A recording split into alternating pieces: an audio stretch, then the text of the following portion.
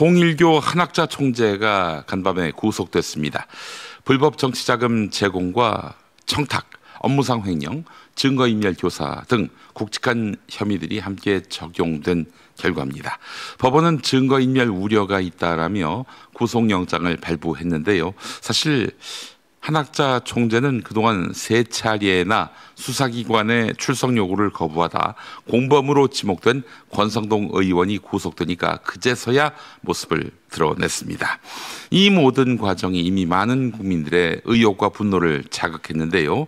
특검팀은 통일교와 정치권의 유착 의혹을 향해 본격적으로 칼을 들이대고 있습니다. 특히 국민의힘 당원 데이터베이스에서 통일교인으로 추정되는 11만 명 규모의 명단을 확보했다는 사실은 매우 충격적입니다. 지난 대선 경선 당시 국민의힘 권리당원이 21만 명 수준이었다는 점을 고려하면 절반을 훨씬 넘는 숫자가 특정 종교 세력에 의해 채워졌을 가능성이 있다는 이야기가 됩니다. 만약 이것이 사실이라면 단순한 종교인의 정치 참여가 아니라 헌법이 정한 정교 분리 원칙을 근본적으로 뒤흔드는 중대 사태라 하겠습니다. 이쯤 되면은 질문을 던지지 않을 수가 없습니다. 왜 종교단체가 정치에 이토록 적극적으로 발을 들여놓으려 하는 것인가? 신앙 공동체는 원래 사람들의 내면을 지키고 삶의 윤리적 나침반이 돼야 합니다. 하지만 정치 권력과 결합하는 순간 그 순수한 역할은 왜곡됩니다. 권력을 위해서 종교가 조직적 동원력을 발휘하고 금전적 거래까지 나서게 되면 신앙은 더 이상 신앙이 아니게 되는 것이죠. 그것은 정치의 도구로 전락하게 되는 것이고 결국 신도들의 자유와 양심마저 침해당하게 되는 것입니다. 통일교 같은 경우에는 기독교, 불교, 천주교에 비하면은 신흥 종교에 속하지요. 네. 그러다 보니까 이단 사이비 소리도 듣고요. 그게 싫은 겁니다. 그래서 어떻게든 주류 종교가 되기 위해서 몸부림을 쳐왔고 정치권과의 결탁은 불가피한 수단이 됐던 것입니다. 자, 이것에 대해서 국민의힘은 거리를 두지 못했고 선을 긋지 못했고 그냥 부안해동한 거지요.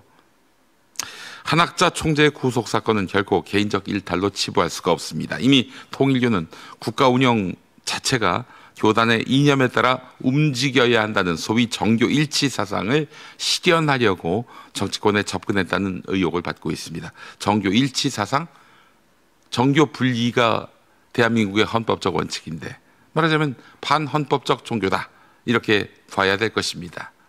일찌감치 일본에서는 퇴출시켜야 한다 이 목소리가 지금 힘을 얻고 있죠. 교단 자금을 정치 자금으로 흘려보내고 고가의 선물을 대통령실 권력 주변에 전달하면서 교단의 현안을 청탁한 정황까지 드러났잖아요. 자, 여러분, 종교의 자유와 동시에 명령하는 정교 분리 대한민국 헌법 20조에 나와 있습니다. 이 원칙을 정면으로 위배했다는 겁니다. 그러니 반헌법적 종교라는 것이지요. 그러나 여기서 멈춰서는 안 됩니다. 문제는 통일교만이 아닙니다. 신천지 또한 비슷한 의혹을 받아왔습니다. 지난 대선 경선 과정에서 신천지가 대거 책임당원으로 국민의힘의 신도들을 가입시켰다. 이런 폭로가 나왔습니다. 윤석열 대선 후보가 검찰총장 시절 신천지 압수수색을 2번이나 막아주었기 때문에 그 보답으로 교단이 대규모 조직표를 동원했다 이런 얘기도 나오고 있죠. 실제로 윤석열 본인도 과거 토론회에서 일부 사실을 인정한 바 있습니다. 그리고 그로 인해서 피해를 본 홍준표 전 대구시장 역시 신천지 개입을 사실로 인정했습니다. 자, 그러나 이 사건은 3년째 제대로 수사조차 진척되지 않고 있습니다. 종교 탄압이라는 말 뒤에 숨어서 민주주의 질서를 해치는 의혹, 이것이 흐지부지 돼가고 있는 것입니다. 또 있습니다. 극우 개신교 세력의 정치 개입 문제입니다. 개신교는 이른바 정통 종교라고 인정받아서 폭넓게 그들의 활동이 보장돼 왔는데요. 그러나 전광훈을 한번 떠올려 보십시오. 이들이 정상입니까? 상식에 따른 종교 활동을 벌이고 있습니까?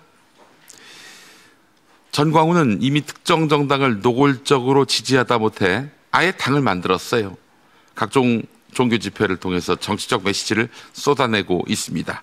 문제는 여기서 그치지 않습니다. 겉으로는 점잖고 보수적인 교계 지도자들조차 정치와 일정한 접점을 만들어내려는 행보를 보이고 있습니다. 김장환 목사의 사례처럼 오랜 세월 교계의 원로로 존경받던 인물이 정치 행사나 특정 세력 활동에 직간접적으로 연루되는 일들이 벌어지고 있는 것입니다. 이 모든 현상을 하나로 묶으면 분명해집니다. 종교가 정치 권력의 언저리를 맴돌며 영향력을 행사하려 한다는 것입니다. 어떤 종교든 어떤 교단이든 그 순간부터 본래의 신성함을 잃고 세속적 이해관계에 휘둘리면 안 되겠죠. 자, 종교는 신앙인의 내면을 돌보고 사회의 도덕적 기준을 지켜야 할 존재입니다. 그런데 종교가 직접 권력을 탐하거나 정치가 종교를 끌어들여 표를 얻으려 한다면 결국 신앙도 훼손되고 아울러 민주주의도 무너지게 되는 것입니다. 헌법은 종교의 자유를 보장하는 동시에 종교와 국가는 분리돼야 한다고 선언합니다. 이건 종교를 억압하기 위한 장치가 아닙니다. 오히려 종교가 정치에 휘말려 본래의 사명을 잃지 않도록 보호하기 위한 장치입니다. 만약 종교가 권력과 결탁한다면 정권이 바뀔 때마다 종교는 흔들릴 것이고 신도들의 믿음은 정치적 이해관계에 따라서 소모될 것입니다. 4.19 혁명이 일어나고 광화문에 있는 감리교 회관에 돌이 날라들었습니다. 이승만하고 너희는 똑같다. 이런 민중의 분노가 폭발했던 것이죠. 결국 종교 자신을 배반하는 길입니다. 물론 종교인 개개인은 시민으로서 정치에 참여할 권리를 갖습니다. 투표를 하고 자기의 목소리를 내는 것은 당연한 권리이자 의무입니다. 하지만 집단적 동원, 교단 차원의 조직적 개입, 금품과 청탁을 통한 유착은 결코 용납될 수가 없는 것입니다. 그것은 신앙의 자유가 아니라 권력욕입니다. 종교는 종교의 자리에서 거룩한 자기 위상을 지켜야 합니다. 정치 또한 정치의 자리에서 시민 전체의 이익을 지켜야 하는 것이죠. 두 영역이 서로의 경계를 존중할 때 비로소 민주주의도 신앙도 온전히 제자리를 찾을 수 있습니다. 통일교 신천지의 정치 개입, 이걸 문호를 열어준 국민의힘. 그렇다면 통일교가 반헌법 종교라면 국민의힘은 반헌법 정치 세력 아닐까요? 네, 심판의 시간은 다가오고 있습니다.